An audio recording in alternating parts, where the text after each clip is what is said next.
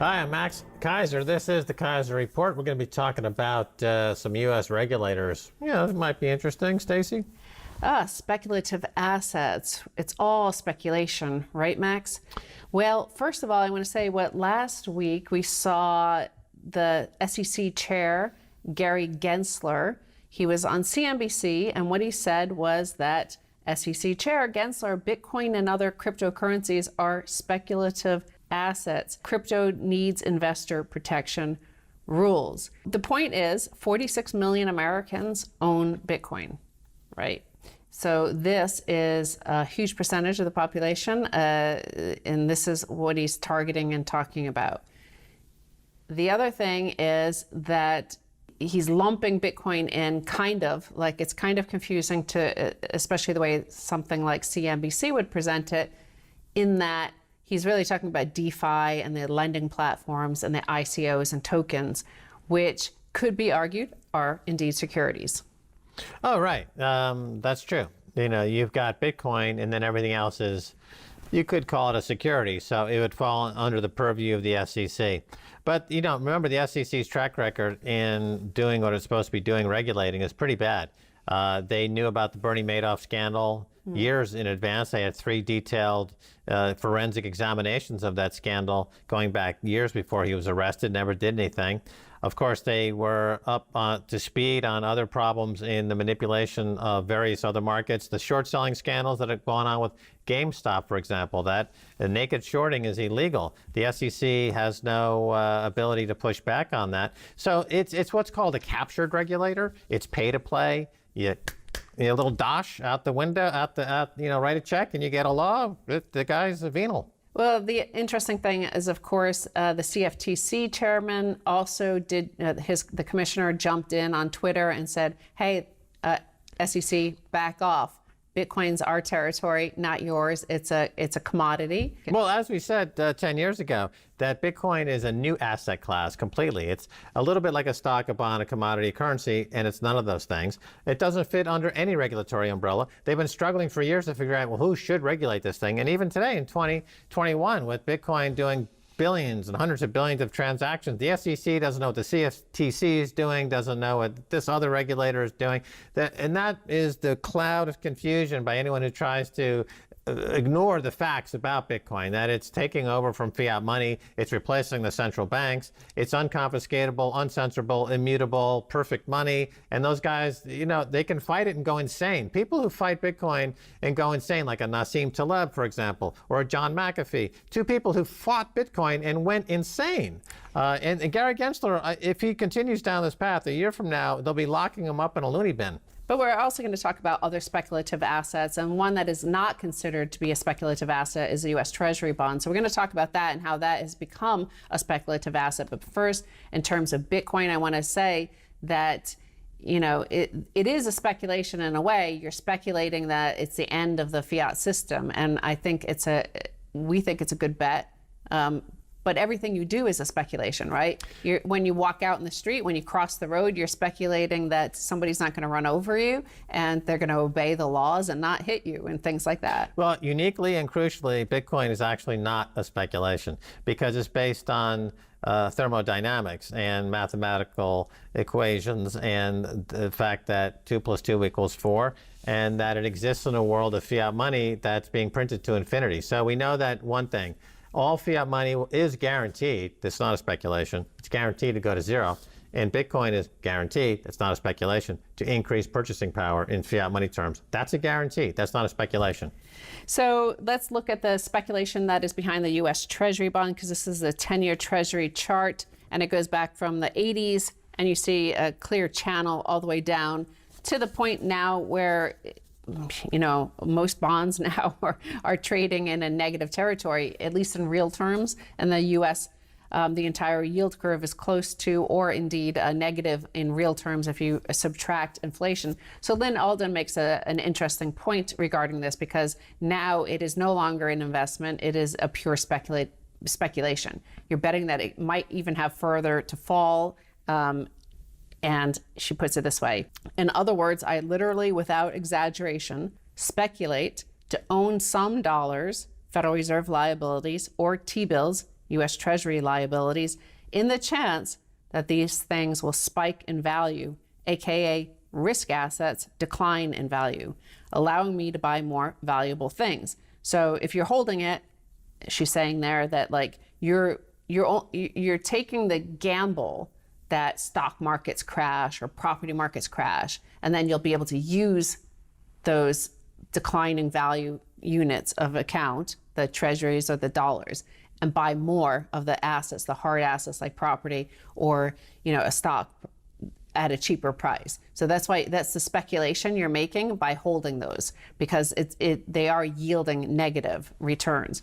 And then she goes on to say, in previous eras, when cash T-bills yielded higher than inflation, it would serve as both savings and optionality. The optionality being you're saving it to have the option to buy something cheaper later. Now with deeply negative inflation adjusted real yields, it serves as optionality but not savings, and thus falls into a weird category of low volatility speculation. Look, there's two broad classes of securities, stocks and bonds. A company raises money by either selling equity in the form of stocks and therefore diluting the owners of the company, or they can sell bonds where they're going to not dilute the ownership by the parent company, but they have to pay quarterly dividends to the bond holders. A bond, by definition, pays interest. Okay, that's what a bond is. When bonds like treasury bonds, and I believe the yield curve in Germany right now is negative across the entire government bond spectrum, then it's a misnomer, and the global regulator should come out in force and make this change. You cannot, by law, call it a bond. Okay, I know, having studied the Securities Act of 33 and 34 as a registered stockbroker and financial advisor going back from the years 1983 to 1990, and having sold billions of dollars worth of securities and being compliant with all SEC regulations, I can state categorically that these pieces of paper that are being sold with negative rates cannot be called bonds. You can, if anyone wants to organize a class action lawsuit and go and make a few $1 billion by this professional miscarriage and malfeasance, they certainly should do that. These are not bonds. These are essentially speculative assets, as Gary Gensler would call them. they're confetti. It's being confetti that's being sold, and the government is claiming that this confetti has value, but the government is sitting on the debt to GDP ratio that can never be repaid, even if they charge 100% of all income in taxes, ever, right? It's nothing. I mean, we make joke about tearing up money all the time and saying it's worthless paper, but this is the actual truth about what they're calling a bond. It's actually, by definition, worthless toilet paper. You could literally reach into your toilet bowl, reach out a gob of fecal matter, and it would have a greater resale value as a commodity. The nuts in that fecal matter would be valuable to squirrels on a basis greater than a U.S. Treasury bond with a negative rate. That's a fact. Right, and just a reminder that the German bonds across the entire yield curve is negative in nominal, and then certainly deeply negative in real terms. Lynn Alden does provide the chart from the Fed of the real rates. So nominally, you're being paid to borrow, to lend to the U.S. government, but in real terms, minus inflation, it's deeply negative. It's a speculative asset, and it's misallocated capital across the entire spectrum. And I want to look at just a few headlines regarding this misallocation of capital. First of all, 1 out of every 153 American workers is an Amazon employee. That's on top of, even with its massive scale, Amazon is still a distant second to the country's largest private employer, Walmart, which employs nearly 1.6 million people in the U.S., or 1 out of every 91 workers. So this sort of low-wage economy is a direct result of this sort of misallocation of capital and the U.S. dollar system, which has caused the Triffin dilemma, which has caused us to abandon hard money and then caused us to export our manufacturing. So all that's left is these very low-wage jobs where you rely on debt, and thus you need a lot of inflation to basically disintegrate the debt. Look, here's the truth. The United States prints trillions of dollars that they send to Chinese workers and Chinese factory owners who make the world's goods, that they ship in containers into Amazon warehouses and Walmart stores, where millions and millions of Americans work at a less than survivable minimum wage. And for the first time in America, life expectancy is going down. So they're dying. That's the way it works now, folks. If that's where we're at. And that's the die-off in America is happening, and that's also a fact. Well, the interesting thing is we do have the stimulus checks. People are choosing to instead stay at home for the equivalent of about $17 an hour rather than go to a job where they have to urinate in a plastic bottle at an Amazon factory. On the other hand, we have the COVID pandemic still ongoing, and importantly, really unfolding across Asia, which has been making all the goods for us to be able to stay home. So Vietnam, Thailand, China. China's starting to get hit as hard by the Delta variant as well. So whether or not they shut down, we already have supply chain issues. We've been cataloging that over the past few months. So whether or not that happens, we'll see. And I want to quickly point to, on top of all the inflation, the more supply chain issues, and this is pretty alarming. Airports from Nantucket to California suffer jet fuel shortages. So this is largely to do with the shortage of drivers. There's no shortage of actual jet fuel. There's a shortage of drivers to deliver the jet fuel to the airports for a variety of reasons, whether it's from the stimulus checks. It's also because of new regulations that came in, whereby if you had ever been charged with drunk driving or a possession of any drug, you are not allowed to drive. That knocked off tens of thousands of drivers able to drive these specialized tankers to deliver fuel. Right. Well, a big theme for 2021 we mentioned at the top of the year was deglobalization due to supply chain interruptions, and now we're seeing it in real life. So that also adds to inflationary pressures in terms of scarcity. So how much will people pay for toilet paper? We know that they'll pay a lot for toilet paper, and they won't call it inflation. But if you're paying $500 for a roll of toilet paper, that to me seems like inflation. What I think you're describing there is a speculative asset. You're saying that toilet paper is a speculative asset? I don't know. Let's flush this part of the show and go to the break. When we come back, much more coming your way.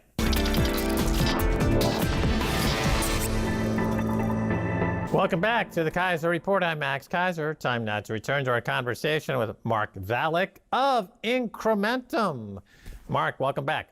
Hi, Max. Good to be back. All right. Well, like all seers and wondrous thinkers and men of our times, you coin phrases and invent language and things like that. You've got a great one here.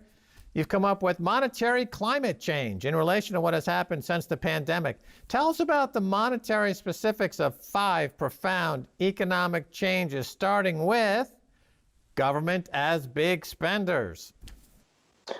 Yeah, so a monetary climate change, that was the motive of this year's We Trust report.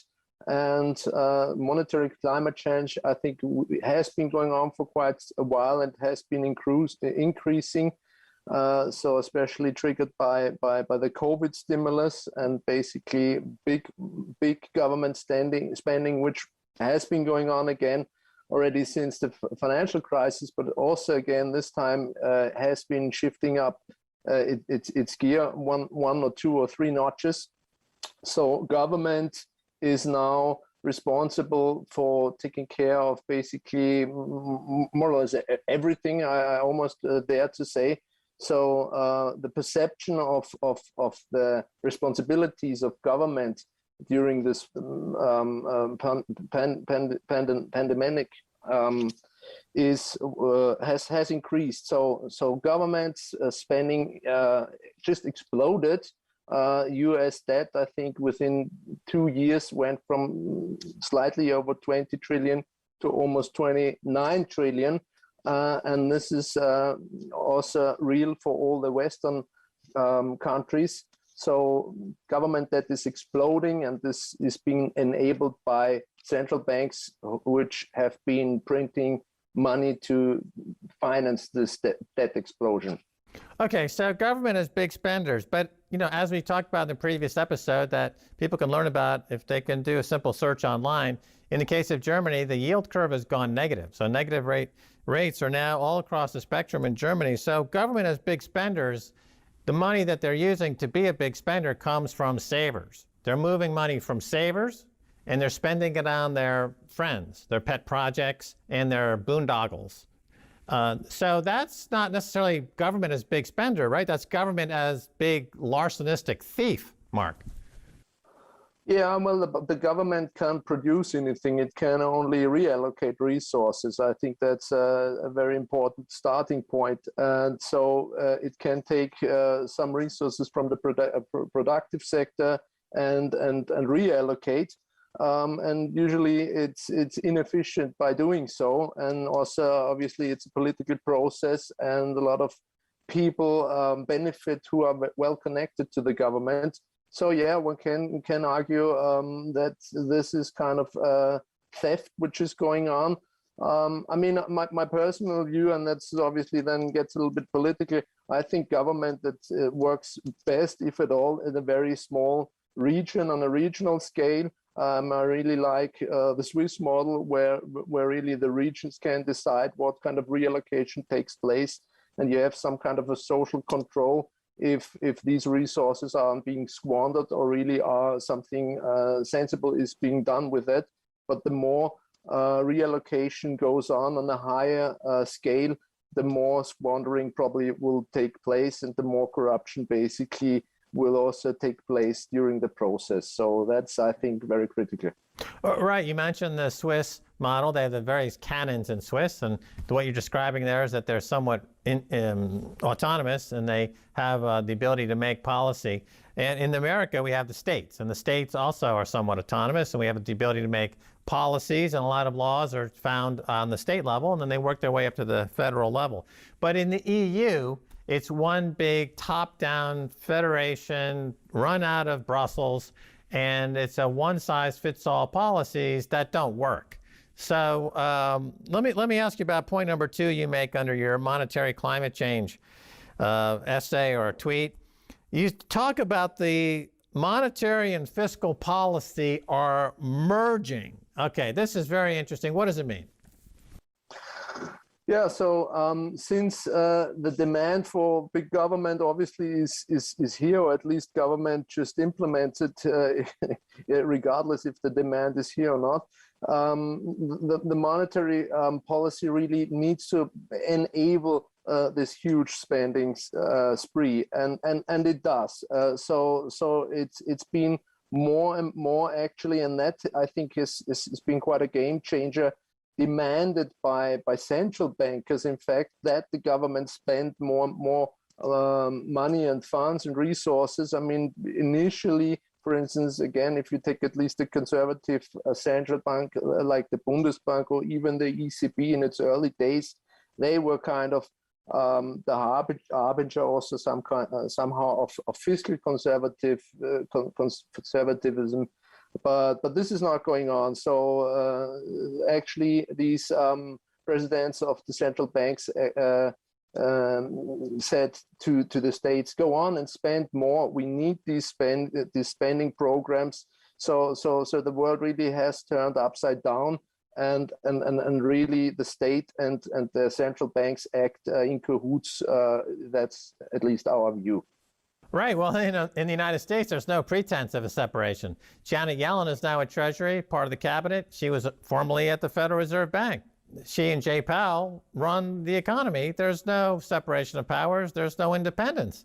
It's run directly out of the Treasury now, and the Treasury authorizes the money spends, and then the Federal Reserve prints all the money that's authorized, and we've got an absolute catastrophic situation as a result. So this is happening all over the world, is what you're saying, essentially. And all these banks around the world, the central banks, they don't act independently either. They act as one. They're in collusion, correct? Right. I mean, they have formal and informal meetings, and they meet regularly.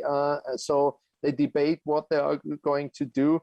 So basically, I think, again, that goes back to the fact that we're living in a debt-based monetary system. All of these central banks try to orchestrate this piling up of an inverted pyramid of debt, and none of them may let this inverted pyramid implode, because that would mean it's a deadly debt deflation, which would be very unpleasant, granted. So the only opportunity they see, and perhaps the only opportunity this system gives them, is to grow this pyramid higher and higher. So this is basically the game they are all in, and they coordinate this kind of debt and central banking monetary expansion together, and yeah, they're trying to manage it as well as possible. Right. Now, you also have listed under your monetary climate change, new tasks are being introduced for monetary policy. Elaborate on this, Mark. Well, perhaps the most obvious one, or at least the most vocal one, which we are hearing here in Europe, but I also think it's a very similar thing in the US, is climate change. I mean, the topic is omnipresent, and maybe rightly so, or may not be rightly so, but the point which we want to try to make is it's really beyond the scope of a central bank to try to make the climate in this or in another direction. And the more tasks a central bank takes on, the less probably it will focus on its initial and perhaps main task, which it really can manage, which is the stability of the currency or the purchasing power. So we see this very critically, and that's also that led us also to choosing that somewhat provocative title, Monetary Climate Change. We wanted to point the spotlight to the monetary system and to the unsustainability of the monetary system, as nobody's talking about that. Okay, but central banks only have one tool, and that is to print money. So that means, okay, the Indonesian Boxing Day tsunami of a few years ago that devastated the region and killed people. Are we to understand now that Christine Lagarde and Jerome Powell would be on the beaches throwing money at the tsunami to stop it? Are they really that insane, Mark? Are they just plain stupid? No, I don't think they play stupid. I think again, I think the root cause for this actions is this the debt based nature of our currency system. They actually are doomed to increase the monetary supplies, and they are doomed to increase the debt, because if they don't, they will face some kind of implosion, some kind of a deflationary implosion, and that would politically not be feasible. And that's why they have to inflate. They only can go forward. They have to inflate and hide the inflation and hope nobody sees the inflation. But I mean, it is pretty obvious by now already. And I think the longer this situation keeps being this way, and the longer this inflation numbers keep being that elevated and perhaps even keep increasing, the harder the task will be for them to hide this unsustainability of the system. Right. We should note and let people know that when they talk about transitory inflation, they're lying, because the loss of purchasing power caused by money printing is permanent. That's why the purchasing power of all fiat money has collapsed by between 99 and 100% for the last 300 years, without exception, including the British pound. Okay, finally, the new ice age of Cold War 2.0. This sounds dicey. Tell us more. Yeah, I mean, it has been building for probably also a few decades, obviously.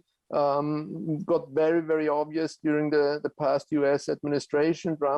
President Trump obviously made China a huge topic, and some of analysts or commentators or observers thought that that may change with the new administration, which in my view it did not, because it's a geopolitical struggle for supremacy at the end of the day. And it is also, there is also a big interplay between this, the monetary system, actually the US dollar-centric monetary system. So we are of the opinion that this new kind of Cold War situation is also part of the monetary climate change, since you have this new and to some extent old blocks again polarizing, and we see, as we saw in the case of Russia, very evidently, Russia doesn't hold any US dollars anymore. China is decreasing their holdings of US dollar reserves, and this is going to have repercussions also again for the dollar and for the stability of currency. Hey, thanks so much for being on Keiser Report. You're welcome. Thanks for having me. All right. And that's going to do it for this edition of Keiser Report with me, Max Keiser, and Stacy Herbert. I want to thank our guest, Mark Valek of Incrementum. Until next time, bye, y'all.